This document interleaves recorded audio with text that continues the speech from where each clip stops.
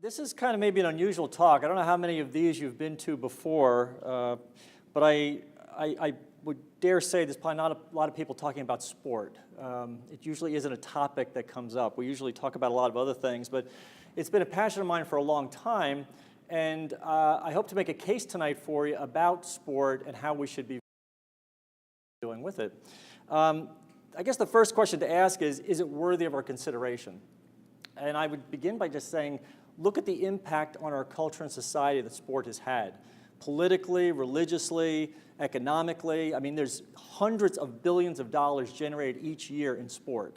Politics, I don't know, anybody watching the NFL lately? I mean, there's, and then, what's interesting to me is people say, oh, well, I can't believe we're politicizing this. Politics has been in sports forever. You look at the 1936 Olympics, you look at 1980, I was in the U.S. Olympic trials. We boycotted that one. We didn't go. 1984, Russia boycotted. I mean, politics has been in sport forever. But my point is, every aspect of our culture and society is impacted by it in some way. So the problem I see with it isn't sport. And I think this is the issue we maybe all have, is that we tend to blame sport. Matter of fact, at a college or university, one of the things that often is at odds with the academy is that somehow maybe we shouldn't be doing it. Maybe it's a distraction. Maybe it's something that's not, why are we involved in this? We're an academic institution. We shouldn't be doing this. And part of why we say that is that, and I'm going to give this a little caveat, I have worked with hundreds of professional athletes. The people I've worked with are the greatest people in the world. Mostly NFL players I worked with prior to coming to Belmont Abbey 14 years ago. Great men. I mean, these are men who are, for the most part, Christian. They're great fathers, great husbands. I mean, you would love them as friends. You just never hear about them. And by the way, these aren't like, inconsequential, in terms of their performance. These are first-round draft picks. These are people who have played for 13 years. These are people who have won Super Bowls, starters on Super Bowl teams. You just never hear about them. You always hear about the people who shot somebody, did drugs, punched their girlfriend or wife and knocked them out. I mean, something terrible. And this is kind of, pervades the culture of sport. And we get to a point where we just say, it's terrible. And I've seen, I guess, two responses to it. And they tend to be at opposite ends of the pole. One I see is, I don't like all the immodesty and vulgarity and all the bad stuff that's involved with it, but what are you going to do? It's just the way it is. So, go to the games, we watch the games, we support the games, we do everything. I don't want it that way, but, what are you going to do?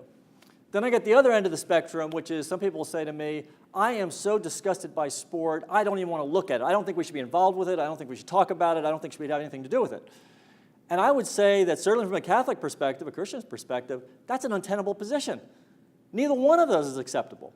And we've come to say that that's just the way it is, and it's not. We can change it in some ways. So you may say to me, well, how do you do this? Well, to begin with, and it's very Salesian, the idea of Christian humanism, the understanding of the whole person, body, mind, and soul. All of you sitting here right now are body, mind, and soul. As human beings, we tend to talk about things in boxes. Over here, we're going to do some physical training. Over there, we're going to do some mental skills. And over there, maybe we're going to kneel down and say a prayer. As if these three things are completely separate and we're going to do them separately. We are all three things in the same fraction of a second. And if you leave any one of them out when you're working with a human being, you are missing something significant. So if you think you can only do physical drills with somebody and you don't think their mind and soul is with them, you are missing out 2/3 of that person. So you may say, well, yeah, but how do you do that? And I'll give you an example. Again, I worked with a lot of NFL players. I was working with NFL wide receiver. And we were in an indoor facility. I don't know if you can tell, I'm 6'8", I have long arms. Before I had a white beard, I was in pretty good shape, and I could throw pretty fast, okay? And so he's running some routes, and about the 9th or 10th route, he drops the ball.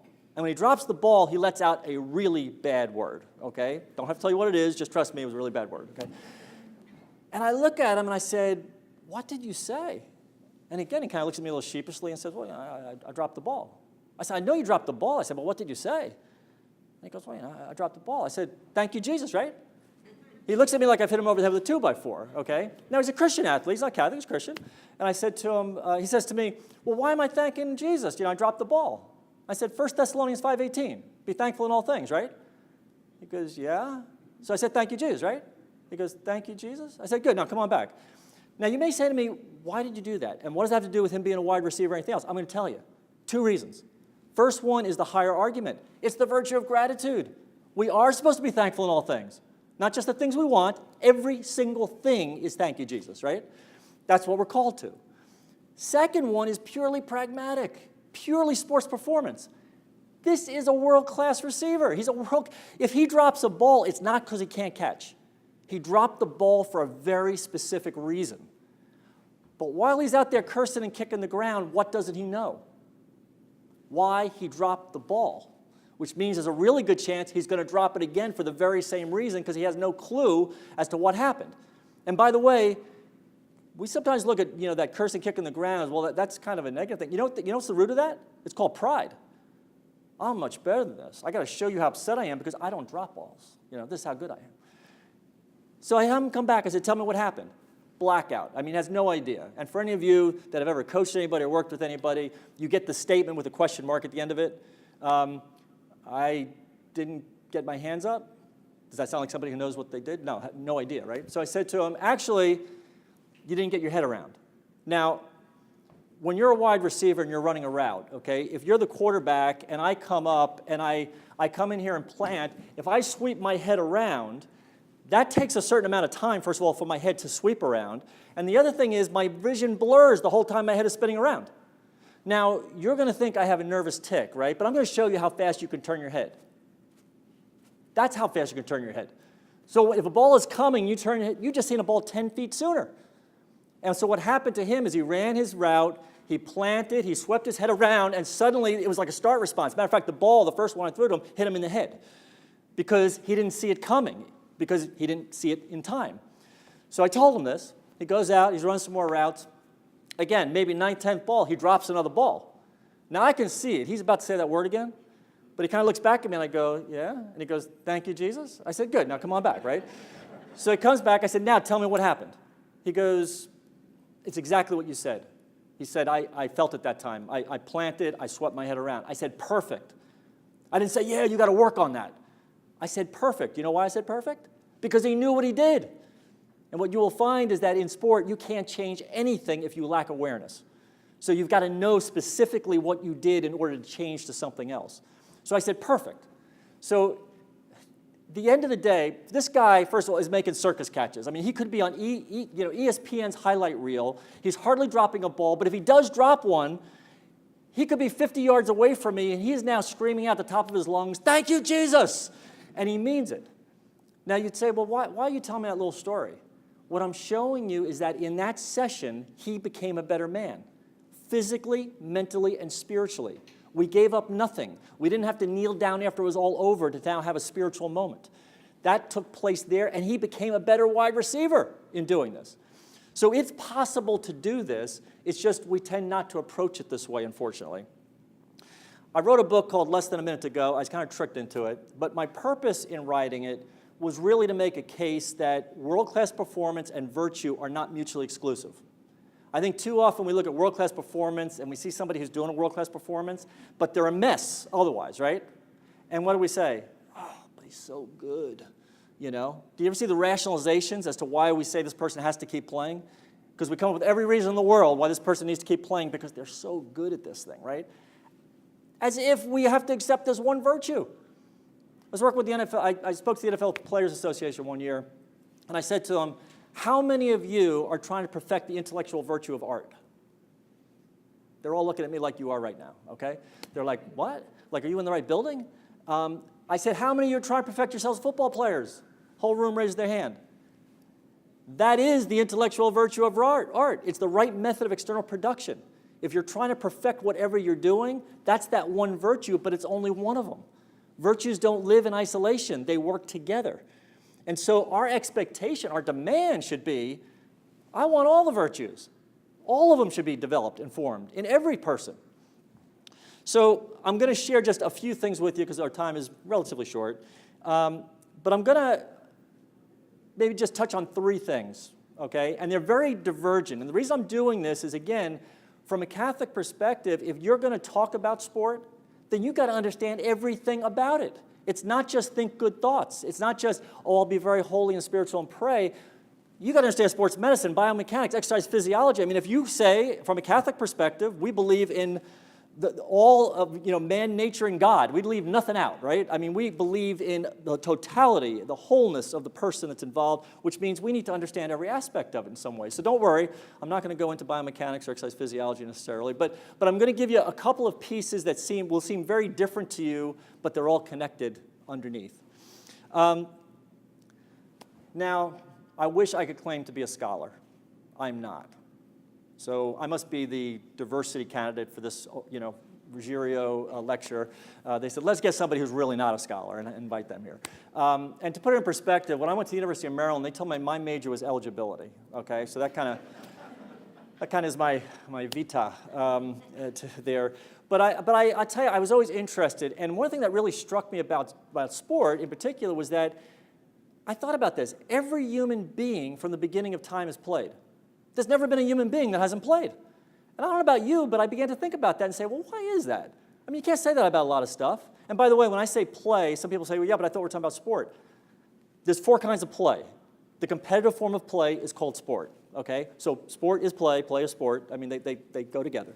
But I said everybody plays, and I started to look into it, and I said, why is that? And maybe who has had anything to say about this? I have to tell you, I was taken aback. I was shocked. 'Cause I don't know about you, but some of the people I'm going to tell you about here, I don't know if you've ever thought that they had anything to say about sport, okay? So as an example, Socrates. Anybody study Socrates here, philosophy? Okay. And indeed, it is shameful for a man to grow old before he has tried his own strength and seen to what degree of dexterity of perfection he can attain, which he can never know if he gives himself over to uselessness, because dexterity and strength come not of themselves, but by practice and exercise. Plato, in 386 BC, Plato says, for whoever changes the sports is secretly changing the manners of the young, for the old to be dishonored and the young to be honored. Plato, writing this in 386 BC, is showing he understood the power and the sense that play is part of who we are, and actually writes about it. Aristotle, kind of big 3 there, right? And as in the Olympic Games, it is not the most beautiful and the strongest that are crowned, but those who compete, for it is some of these that are victorious. So those who act win, and rightly win, the noble and good things in life. St. Augustine, I'm not going to read you his whole quote, but St. Augustine, this is the beginning of his quote, as a boy I played ball games. Do you picture St. Augustine playing ball games? I picture St. Augustine in some long robe with a Bible in his hand or something, right? I'm not picturing him playing ball games. But he actually talked about how he was not properly directing it, and he allowed pride to take over and affect him in not such a good way. And then how could I not mention St. Francis de Sales, the devout life, the reason for your origin of this university, ultimately. St. Francis de Sales, here's what he said. So again, games of skill which exercise strength in body or mind, such as tennis, rackets, running at the ring, chess, and the like, are in themselves both lawful and good. Only one must avoid excess, either in the time given to them or the amount of interest they absorb. For if too much time be given to such things, they cease to be a recreation and become an occupation. And so far from resting and restoring mind or body, they have precisely the contrary effect. So even saying, and then I could go on, Blessed John Cardinal Henry Newman, who's like the idea of a university, right? We're thinking, oh no, he's just about the liberal arts and so forth.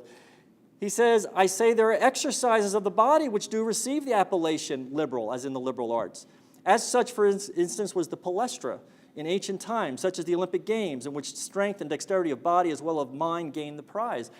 So, we could then jump, I could go through the popes, I could go through other quotes, I could just keep going. I mean, it's amazing. Everybody's had something to say about this for good reasons. Scripture, St. Paul in 1 Corinthians 6, do you not know your body is a temple of the Holy Spirit within you? And he says, therefore glorify God in your body. In Corinthians 9, he says, do you not know the runners in the stadium all run in the race? And we talk about winning the race and kind of getting that crown. He talks about the imperishable crown. But I love this phrase at the end of this. He says, no, I drive my body and I train it. That's very powerful. I drive my body and I train it for fear that after having preached to others, I myself should be disqualified. And the reason St. Paul's talking about this is that he's from Tarsus. And in Tarsus, there's a palestra, which is like an Olympic training center. So he was aware of this. He saw it. He knew the people he's talking to will relate to this, just like today. We all relate to it in some way. Wisdom played before God in Proverbs 8. I was God's delight. God bless you. God's delight, day after day, playing before God all the time, playing in the world, in God's earth. My delight was with humankind. So play is like wisdom. It's contemplation of the things, and it's done for its own sake, not for some artificial end. And I will tell you this, we often maybe see beautiful sunset, mountain scene, the ocean, maybe the Pietà, if you've been fortunate enough to be to St. Peter's Basilica, a great work of art like Michelangelo's Sistine Chapel, and these things, and great cathedrals like Notre Dame. I mean, you go in, you're supposed to be overwhelmed, and you are. I mean, you walk in, it's like, wow, this is incredible, and what does it do? Lifts your eyes up and has you contemplate God. But we don't think of sport this way, but I'll tell you, sport does the same thing. And I'll give you an example. There was a guy by the name of David Ruggiero who ran the London Olympics, half mile. I don't know if you know times or not. He led the race and won the race in 1 minute and 40 seconds. I don't know if any of you run, but let me just tell you, 1 minute and 40 seconds for a half mile is incredible. And you can go see him on YouTube. You can watch this. I could watch him 1,000,000 times and never get bored of it. The beauty of watching that guy run, his body, the concentration, the focus, the courage, the perseverance, I mean, it was incredible. And you know what I thought as I'm watching him? God made this person in his image and likeness. This is like extraordinary that he made somebody that can do this. And all of you have done something like this in your lives. You may not have reflected on this way, but all of us have done something that would have us stand out and say, that is extraordinary. And it has the ability to lift us up and actually contemplate God. And I will tell you this, we are so wired to play that we'll even pay to watch other people do it. Think about that. It's a little like crazy, isn't it? I mean, we drive to some place, park our car and pay for it, go in, pay for a seat, pay for some food, and we sit there and watch other people play. That's how wired, we don't even notice it because we're so made to play. So this is not a hobby, it's not a distraction, it's not something we shouldn't be doing. It's just that it needs to be properly directed. So I'm going to jump now. I told you I'm just going to do 3 things. That's my case about play, okay? The second one I'm going to give you, and I'm going to give you just one thing about sort of the mental side of this. And I'm going to pick out this one thing because I found it to be most prevalent. It is the thing that has affected almost every athlete that I've ever worked with. It's usually a matter of degree. It's not even a matter of is it there, it's just how much is it there, okay? Some people it's really extreme, some people just maybe mild. So I'm going to start this. I've asked people in a group, I said, what's the most motivating thing to a human being? And I'll hear people yell out money, power, fame, these are usually the big 3, right? And I'll say no. Most motivating thing to a human being is love. I know, oh my gosh, I thought this was sports talk. I'm hearing about love. It's it though. Everybody wants it, right? It's this love thing. That is what we are all after, okay? And the reason I bring this up about this love thing is I'm going to take you at 1 year old. No particular reason. I'm just taking you at 1 year old. All you know at 1 is that mom and dad are perfect and they're the whole universe. That's all you know at 1 year old, okay? You're not having a lot of thoughts or too many at 1 year old. Now, I'm not saying it was this way, but if mom and dad don't love you in a way that you get it, I'm not saying they didn't. I'm just saying if you don't get it, if you don't feel like you are in some way, right? We tend to not say, oh, it must be them. No, they're perfect in the whole universe. It must be me. And we start to have strategies for coping with this, right? And what I found every athlete does to some degree is that they take things on. And when they take something on, they get a clap on the back. And when they get that clap on the back, they go, ooh, I like that. That is a good feeling. That's like that love thing, okay? And so I'll give you an example. Let's say when you all first went to school, nobody knew how you were going to do it, right? So you go to school, you come home, your first report card, and you have all D's. Like as in dog, okay, D's on your report card, okay? And everybody, oh my God, mom and dad, look at this. Well, oh my God, what's the problem here? Like we start talking about it, they talk to your teachers and so forth, and next report card you come home, all D's again. Oh my, this is a crisis, right? I mean, they're getting tutors, they're checking, like maybe you're not working. No, you're working, you really are. You're applying yourself, you're working, you're not goofing off, you're really trying hard, okay? And next report card, all D's again. Well, I mean, all they can say to you at this point is, good job, keep trying. We're not going to give up, but, everybody seems to be doing everything they can, and you're getting D's. But what if, on the other hand, when you first went to school, you came home and you had all kind of A's, maybe a B, but mostly A's and a few B's, right? What do you get? Oh, my son or daughter, the genius, right? That's where the bumper stickers go on the back of vans. My son or daughter, the honor student, right? Okay. Big clap on the back. Okay, this is great, okay? Now, at some point in the future, you come home and you have all A's, but you have 1 C on your report card. You think nobody says anything to you about that? What happens? They go, whoa, whoa, whoa, whoa, what happened here? You got to explain that C. Why? Because people have come to expect and accept that you get A's, which means you don't get so much of a clap on the back anymore for your A's because you're supposed to get those. Ooh, this is not a good feeling. I was working hard. I was working to get these, and I'm not getting much of a clap on the back anymore. But I'm very adaptable, right? I'll keep the grade thing going. I'll keep juggling that. I'll keep that going. Got a free hand. I'm going to take on something new over here. Maybe sports. Maybe I'll go for soccer or field hockey or lacrosse or whatever it might be, basketball, whatever, right? And I go out for it, and nobody knows how I'm going to do, and you come out, and they go, oh, man, did you see her? Did you see how fast she is? Did you see how strong he is? Do you see his arm? I mean, whoa, big clap on the back. This is great. Okay, this is good. Now, if you can figure out where I'm going with this, right? At some point, you go out and perform, and maybe you don't perform quite the level you were at before. You're kind of off on this game, right? What do people say to you? What happened? Because you've got to kind of explain it, right? Because people come to expect and accept you perform at a certain level. You didn't today, so what happened? You got to now explain that. Ooh, now just performing is just good enough. This is a bad feeling, okay? But now, again, we're adaptable. Now, if you haven't figured this out yet, I don't know where coaches get the extra 10%. There is no 110. There's 100%. There's no secret slice under a pie. It's just 100, okay? And you only have 100. And at some point, and for those that are younger, you haven't got there yet if you're relating to anything I'm saying, but at some point, all 100 has been given up in taking on new things to get a clap on the back, and you don't have 1% left to put into anything new. When you get to that point, you get a really bad feeling. It's going to be sadness, anger, depression, frustration. It's going to be something bad. You're not going to like it. Because basically what has happened is being good enough has gotten tied to being loved. And they have absolutely nothing to do with each other. And the reason I bring this up is that anybody who's ever gotten nervous or worried or anxious about anything, that's usually what this is coming from, believe it or not. It's this concern about what will people think of me. And we're, for some it's extreme. I mean, it feels like air. It feels like, if I told you there's no air left in this room, we got to get out of here. We're going to die. If I tell you there's no love in this room, we may not like it, but we're not going to die. But for some people, that love thing feels like the air. It feels like I got to get every drop. I'm trying to get it from people that can't even give it to me, which is really a frustrating thing to try to do. But this love equals good enough thing is usually the root of anxiety, worry, and frustration. There is nothing to be concerned about. Public speaking, it's usually, I think, number one on the list of things that people are most anxious or nervous about doing, right? Why? I mean, the reality is I am nothing, I know nothing, I have nothing. You might say, wow, he has low self-esteem. No, I don't. It's a reality. Standing next to God, what am I bragging about? Anything I have, he gave me. Okay, hopefully I'm being a good steward with it. Hopefully I'm going to double my talents, right? But I mean, I already know I'm down there. I can't fall any further. So when I come to speak, or whenever you would go to speak, I hope it wouldn't be, the reason I'm nervous coming up to speak is what will these people think of what I'm going to say? I have no idea what you're going to think about what I say.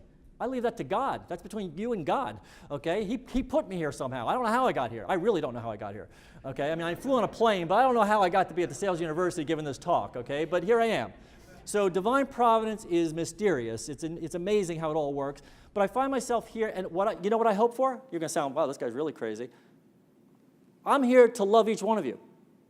And everything I'm giving you is my intent. I hope it helps you. I hope it's trying to love you in some way. I don't know whether one of you will get anything from this. That's between you and God. I came, I did what I was supposed to do. He's the one that sent me here. If you got a problem with it, go talk to him. I mean, he put me here, right?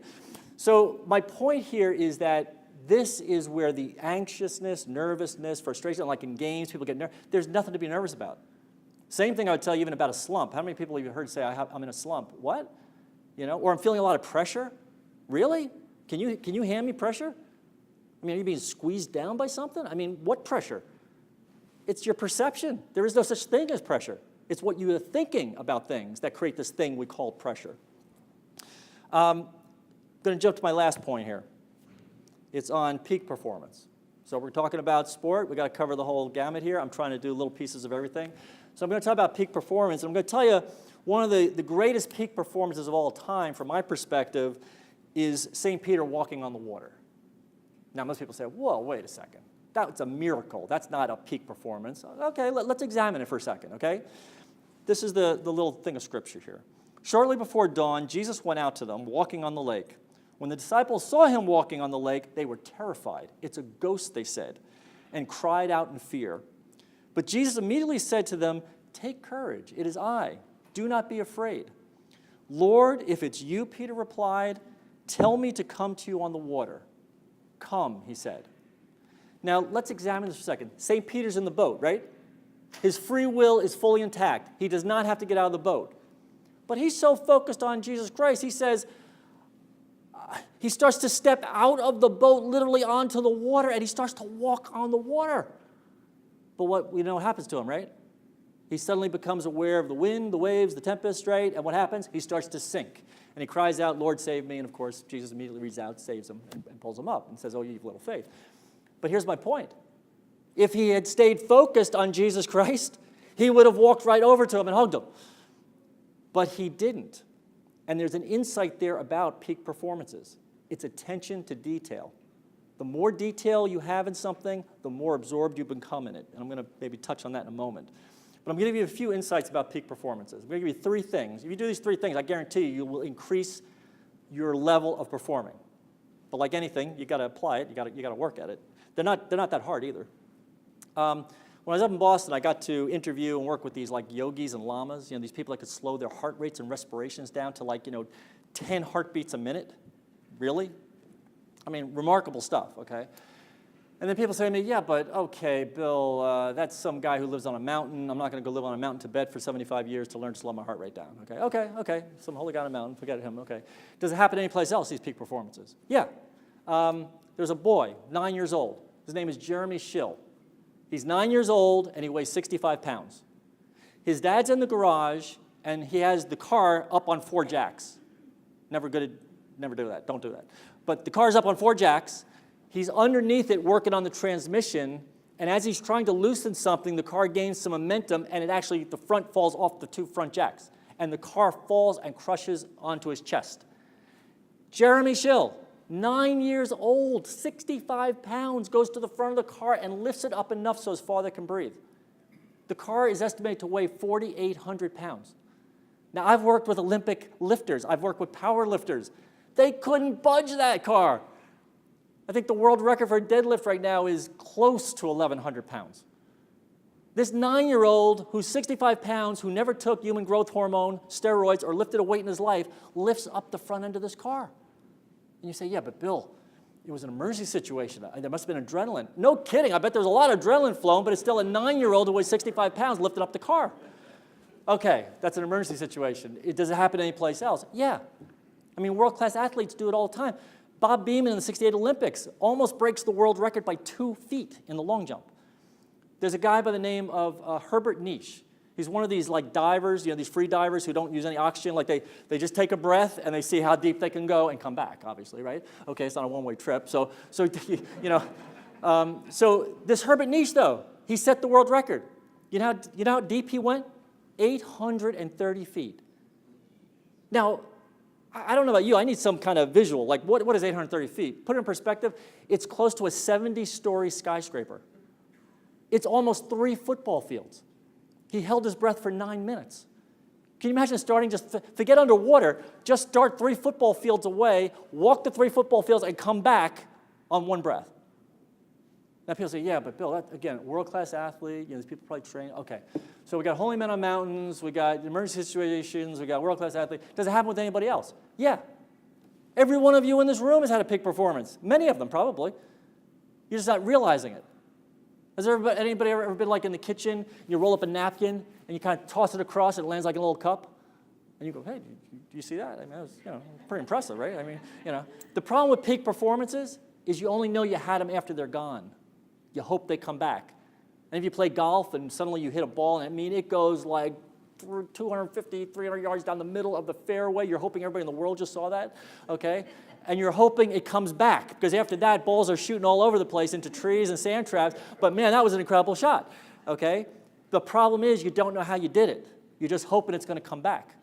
So there are certain things that make up peak performance, and I'm going to tell you what they are. There's 3 things. If you do these 3 things, I guarantee you a dramatic improvement in your performance. First one I mentioned already, attention to detail. Okay, you see Salesian Center up there? Everybody? Yes? Do you see the white cross?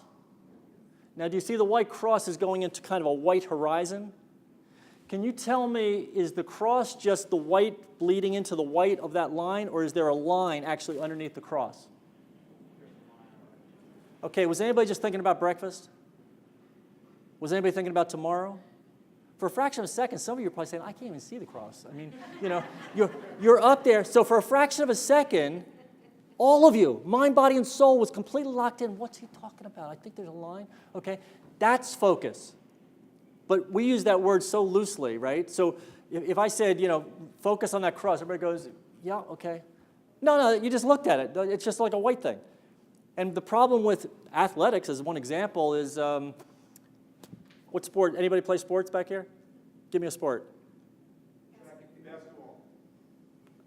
I'll take basketball as an easier example than track right now. How many basketballs have you seen shot? Thousands?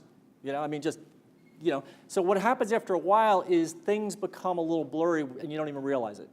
Golfers, how many golf balls have you seen? After a while, they become sort of just white things on the ground that you're hitting, okay? You stop paying attention to detail.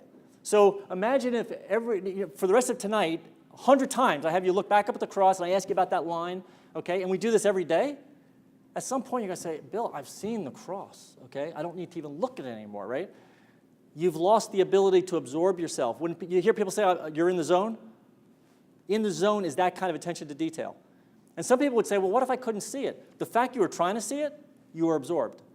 So it's attention to detail. The more detail you become absorbed in something, the more likely that all of you is in it and all of you can be brought to bear on your actual performance.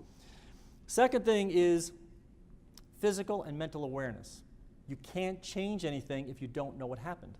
I've worked with professional golfers, and I've put down like 5 balls on a regulation green, not a putting green, regulation green, 5 balls, 20 feet, 25 feet from the hole, and I'd say, this is PGA Tour, okay, player? Okay, go ahead, put them in. If they put in 1 out of 5, they're doing pretty well, believe it or not, okay? So I go in and get the 5 balls, I bring them back, I drop them down, about the same spot, not exact, okay? And I say, okay, line it up. And they go to line up, I said, okay, now wait, before you hit it, you've got to close your eyes, and after you hit it, you can't open your eyes. You've got to tell me where the ball went before you open your eyes. Did it go left or right, far or short, by how much? I've never had somebody not put more balls in with their eyes closed than open, which they think is some kind of magic trick. It's not. 70% of your attention is visual. When you look at something, it takes up 70% of your attention. When you close your eyes, all 100% is on your kinesthetic awareness, being able to feel your body in space. And if you think about what it takes to putt, okay, this is controlling the putter direction. This is controlling force. When my eyes are closed, I get really, really good at being able to feel the subtlest differences of what I did. Now, even though they're putting them in with their eyes closed, I'll ask them, I'll say, what's the point of this drill? I've never had a golfer not tell me the same answer. They've all said, to put the ball in the hole. I said, no. The purpose of this drill is to know where every ball went. Now you may say, well, what's the difference? Think about this. If you know where every single ball goes, you can eventually put a ball any place you want. That's the skill. That is the thing that you're trying to master. Anybody play soccer in here? Okay. I won't put you on the spot, but I've asked people, how many soccer balls, if I line them up side by side and I put them across the goal mouth, how many soccer balls fit in there? I've heard people tell me like 60. It's 364. 364 soccer balls fit across a goal mouth. Imagine if I put them up there and I numbered them 1 through 364. And I said, hit number 22, hit number 187, hit number 3. People would say, that's ridiculous, nobody can do that. Absolutely you can do that. You've never tried to do it. We get into this thing of like holes. Okay, I'm going to hit that upper hole, I'm going to hit that hole. And you have the ability to have that kind of precision. Just nobody ever works at having it. So if you did, you'd be amazed at your ability to put a ball precisely where you want. You'd be able to feel exactly how it comes off your foot. Matter of fact, with your eyes closed, you could probably tell me where that ball went. You could say, hey, it didn't hit 23, it hit 32. And you have that ability. I've done it enough with athletes to know I'm not making this up, and it's not just some rare person that can do this. Most athletes can do this. Last thing I'll tell you about this, and I'm getting close here. 100% on the task at hand is key. So now what do I mean by that? Let's take basketball. Okay, we'll make it exciting. There's 30 seconds left in the game. You've just been fouled. Your team is down by 1 point. You're going to get 2 shots, 2 free throws, okay?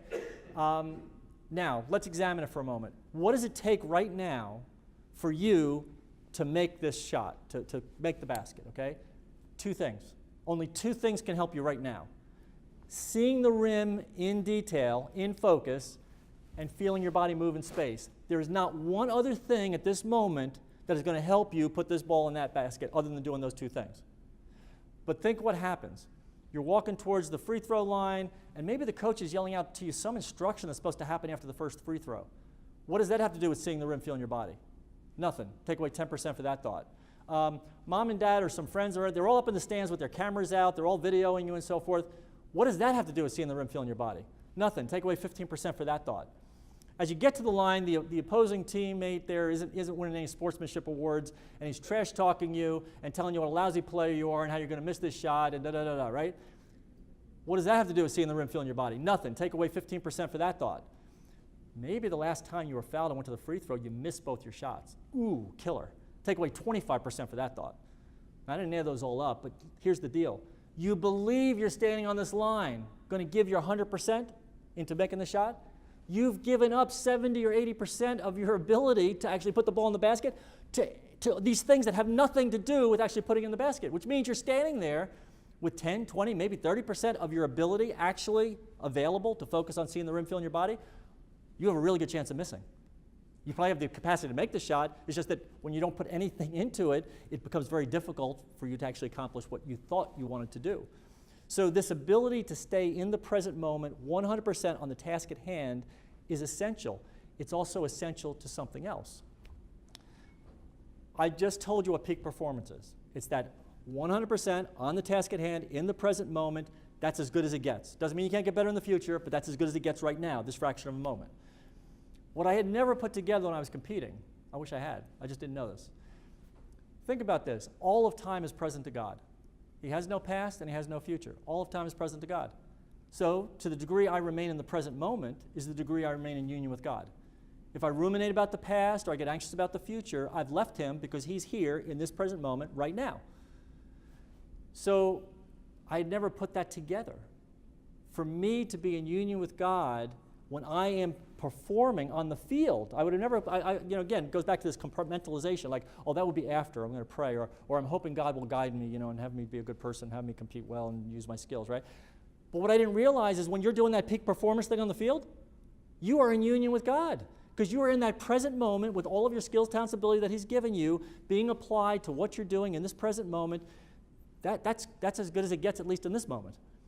So there's something profound then about this. It's not just peak performance for the sake of peak performance. It's something about this intimacy and this integration and this connectedness to God in actually what we're doing.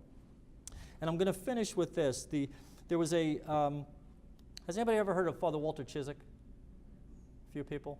Father Walter, just for those that haven't heard him, I'll try to do it quickly. He was up in Pittsburgh area. He was kind of a tough growing up, like he was kind of sometimes a bully kind of guy. And his father thought he was going to be arrested probably and go to jail. But when he's 18, he tells his father he thinks he has a vocation to the priesthood, which probably gave his father a heart attack. He probably couldn't believe that. And so there was a call at the time from Rome. The Pope was calling young men to go to Rome to study the Russian language and to go evangelize Russia. And he felt like God was telling him that is exactly what he's got to go do, right? So he goes to Rome. By the time he's ordained speaking fluent Russian, they tell him you can't go to Russia. Well, he thinks something's terribly wrong with this, okay? So they assign him to a parish in Poland. Timing's everything. It's 1939. For those that know history, that's when Russia invaded Poland in the Second World War. So he took it as a sign from God. Oh, see, I'm supposed to go to Russia. I don't know how he got that, but he thought Russians invading, I must go to Russia. So he gets on a work car, which is like a cattle car. He's going to this work camp thinking when the people see me and they know I'm a Catholic, they're going to be so happy that I'm bringing the sacraments and this is just going to be so wonderful. As soon as the people discover he's a Catholic priest, they immediately report him to the authorities. He's arrested and he's thrown to Lubyanka prison, which was at the time the most severe prison in the Soviet Union. He was in there for 5 years. He was tortured every day, tortured for 5 years. Almost, he describes it, losing his mind, his faith, and everything else, but he finally says to him, you can just kill me. I'm not going to do what you want me to do. I'm not going to say what you want me to do. Whatever you're going to do to me. At that point, they say, we now find you guilty, and we sentence you to 15 years hard labor in Siberia.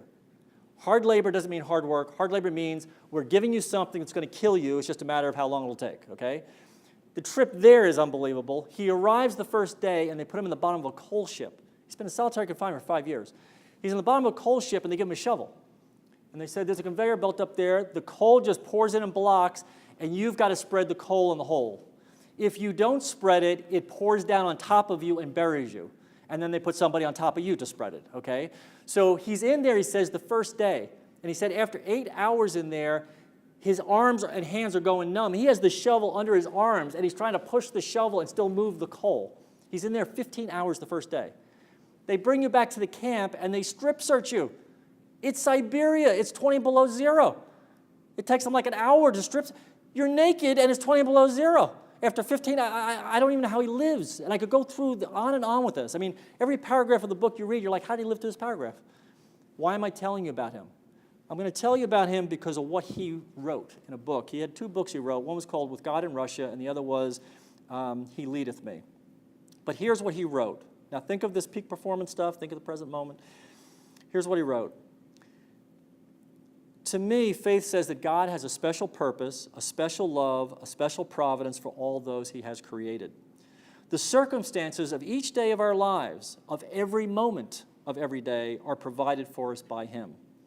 It means, for example, that every moment of our life has a purpose, that every action of ours, no matter how dull or routine or trivial it may seem in itself, has a dignity and a worth beyond human understanding. No man's life is insignificant in God's sight, nor are his works insignificant, no matter what the world or his neighbors or his family or his friends may think of them. Yet what a terrible responsibility is here, for it means that no moment can be wasted, no opportunity missed, since each has a purpose in man's life, each has a purpose in God's plan. For what can ultimately trouble the soul that accepts every moment of every day as a gift from the hands of God and strives always to do his will? If God is for us, who can stand against us? Nothing, not even death, can separate us from God. Nothing can touch us that does not come from his hand. Nothing can trouble us because all things come from his hand. Therefore, what I'd say to you is sport, when it's properly directed in the present moment, can lead us to a more perfect union with God. And that is what everybody in this room is called to, whether you're an athlete or you're a coach or you watch it or you're coaching a grandchild or a son or a daughter. This should be our expectation and our demand. This is what sports should be. And I'm going to finish with my favorite quote.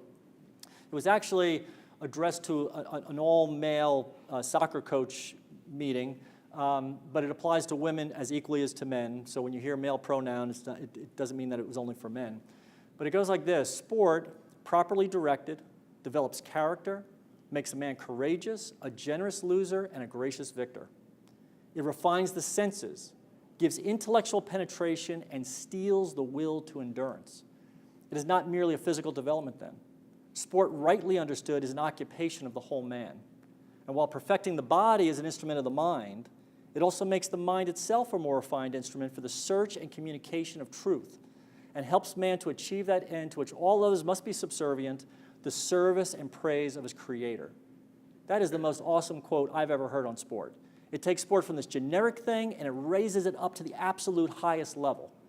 And you may be surprised to know that was written by Pope Pius XII in 1945, an address he gave, Sport at the Service of the Spirit. I would ask all of you to memorize it, because I remember I'm the one who eligibility was my major. Okay? You're all a lot smarter than me, being at DeSales University. I know you can do this. I'm challenging you to memorize that and share it with other people, because this should be the foundation for everything that we are doing in sport. And with that, I am going to stop. So thank you for your attention and kind indulgence.